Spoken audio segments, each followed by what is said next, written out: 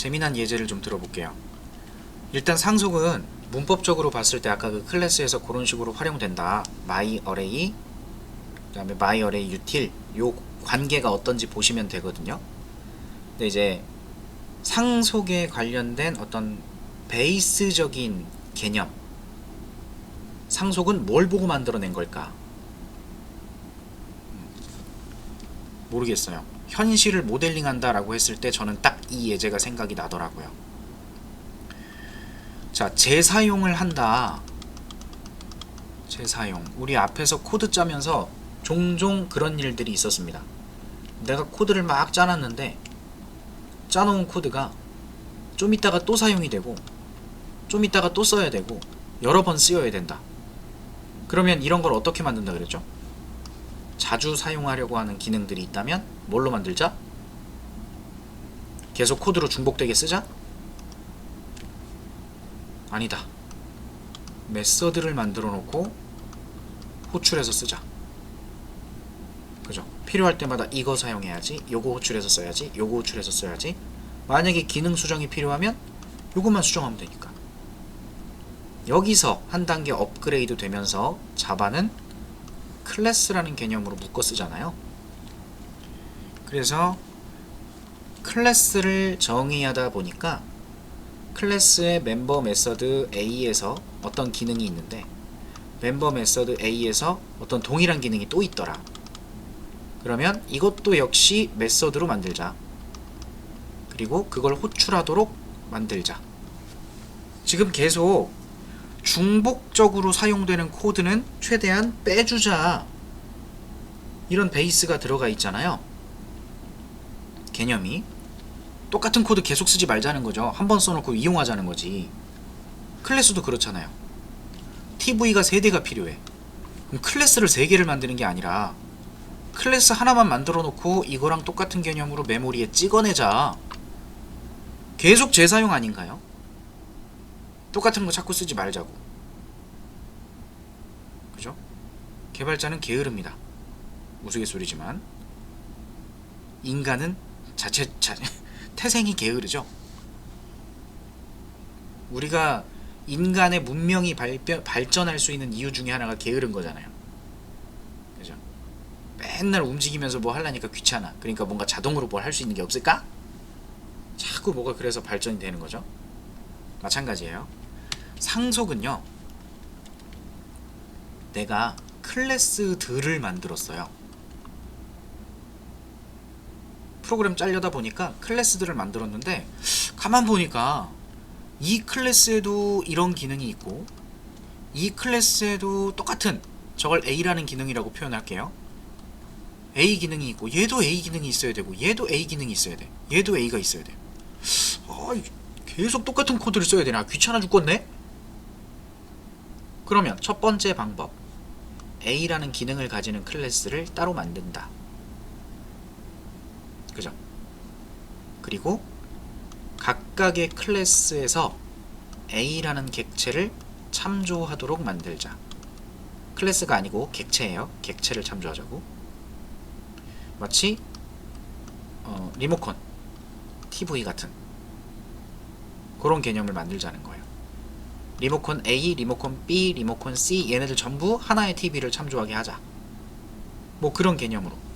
이건 객체 지향에서 얘기하는 해즈어라는 관계가 됩니다.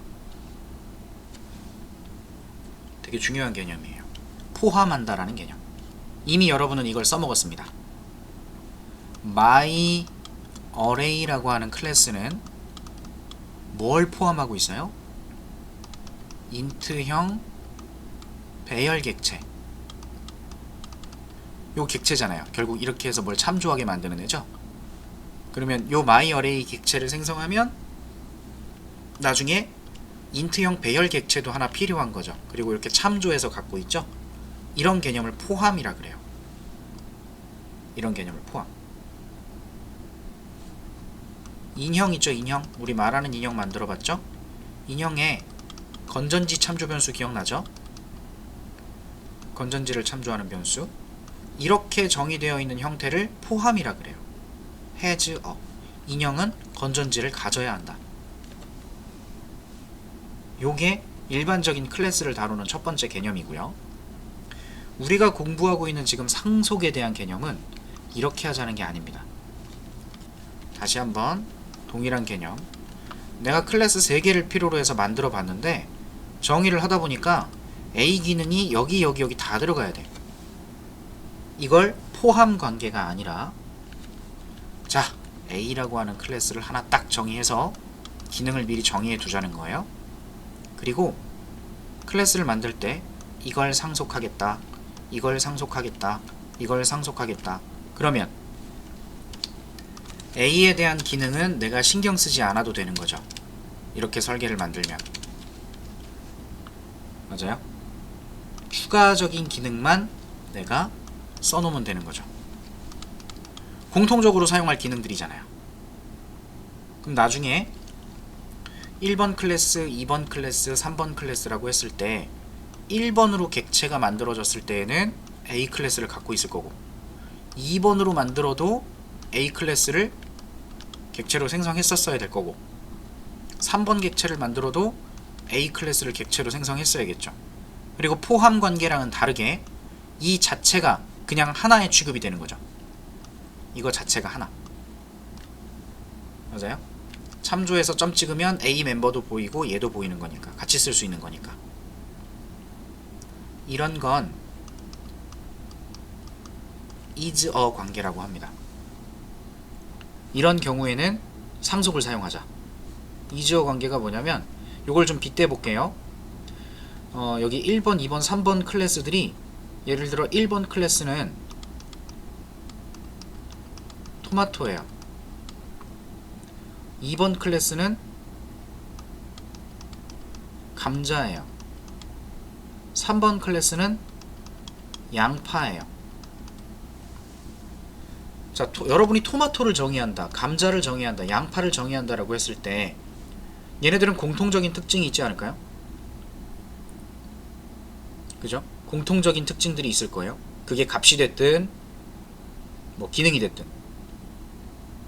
맞나요? 공통적인 특징 뭐가 있어요? 얘네 다 뭐죠? 뭐 채소? 또는 뭐 식물? 그러면 토마토는 식물이니까, 식물이라면 어떤 것들이 있어야 된다. 그리고 토마토니까 이런 기능이 있어야 된다. 감자는 감자는 식물이니까 역시 식물이라서 이런 게 있어야 되고, 감자의 기능이 뭐가 있다. 양파도 식물이니까 동일한 개념이 있고 양파에 대한 특징이 있다. 이렇게 써야 되는 거잖아요. 이거 하지 말자고. 어차피 식물인데 확장하자고.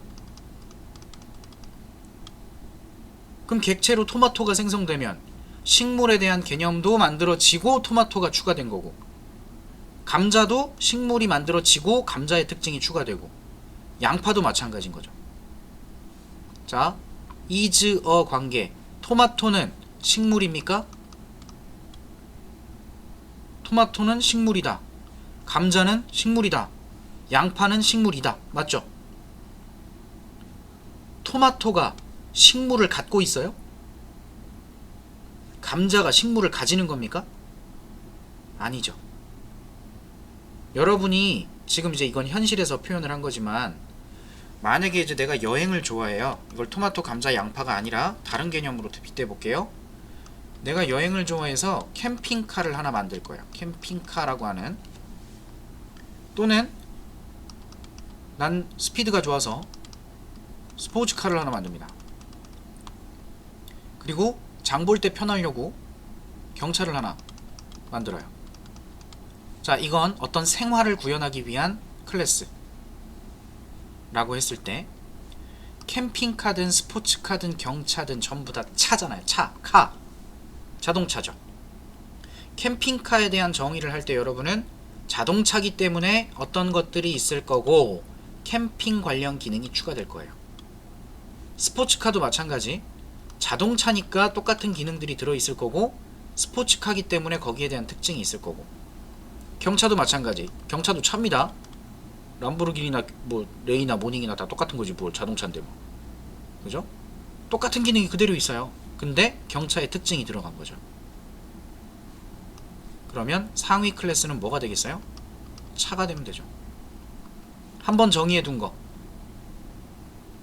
캠핑카를 생성하면 자동차의 특징 플러스 캠핑카. 스포츠카를 생성하면 자동차의 특징 플러스 스포츠카. 자, 캠핑카는 자동차예요? 캠핑카 is a 차. 맞죠? 스포츠카는 차다. 경차도 차다. 됐죠? 내가 프로그램을 만들 때 클래스를 기반으로 만들어야 되는 상황이에요. 그러면 이 클래스들을 정의할 때 공통적인 특징을 가지는 애들, 그런 클래스들이라면 그 공통적인 특징을 상위 클래스에 따로 정의를 하고 그걸 상속한다 라는 개념만 만들어낸 다음에 필요할 때 객체로 생성해서 사용하게 되면 상위 클래스의 내용까지 그대로 포함하고 있는 거잖아요. 확장이 되어서. 이것이 상속을 사용하는 개념이고요. 반대로 이건 상향식이라고 불러요. 상향식. 아래 걸 만들어 놓고 봤더니 공통적인 게 있더라. 그러니까 요것들을 하나로 정의해 놓고 씁시다. 이런 설계가 들어가는 개념이 있고, 반대로 하향식으로도 할 수도 있습니다. 내가 큰 그림으로 뭔가를 만들어 놓고 나중에 하위에서는 이렇게 써야 돼 라고 위에서 아래로 내려가면서 설계를 할 수도 있어요. 이거 어려운 개념이 되는 거죠. 설계에 대한 개념이니까. 클래스 설계. 근데 여러분은 요걸 기억하셔서 클래스 두 개를 놓고 봤는데 이 두 녀석의 관계가 얘가 얘를 포함하거나 뭐 얘가 얘를 포함해야 된다. 그냥 참조만 하면 된다. 서로 별개예요. 그런 경우에는 그냥 참조 변수 갖고 포함만 하게 하시고, 이제 is a라는 게 성립이 된다면 얘가 결국은 얘랑 같은 계열이다. 그러면 is a를 사용해서, 즉 상속이라는 개념을 표현하는 것이 더 유리할 수도 있는 겁니다. 자, 이 개념은 우리 현실에서 봤을 때 다양한 예시가 들어질 수 있는데 저는 클래스로 이걸 만들어 볼 거거든요. 여러분, 개라는 클래스, 고양이라는 클래스가 있으면 얘네 둘 다 공통적인 특징이 있죠. 그게 뭐죠? 그죠? 동물이죠. 맞죠?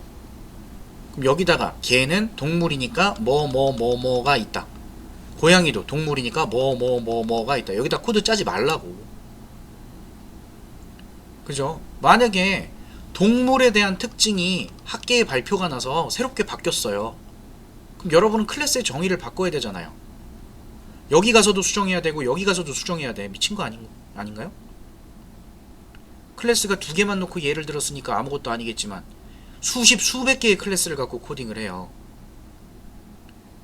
어마어마하지 않겠어요? 똑같은 것들이 여러 번 사용이 되면? 그죠? 가만 보니까 개나 고양이나 동물인 거예요.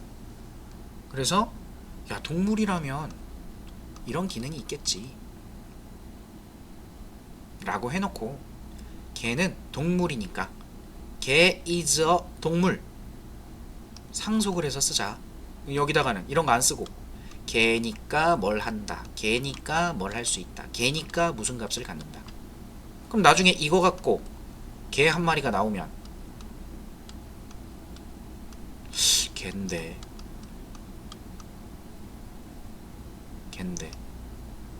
개예요.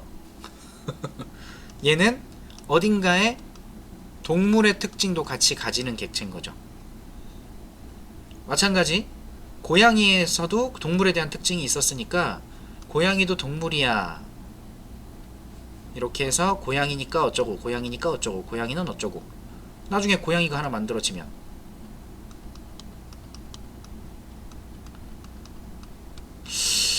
개랑 고양이랑 똑같네. 자, 이 고양이입니다. 얘도 동물의 특징을 똑같이 갖겠죠.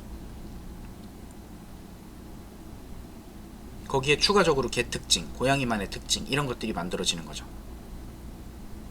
상속은 이런 겁니다. 고양이는 동물이니까. is a. 굉장히 중요한 개념이에요.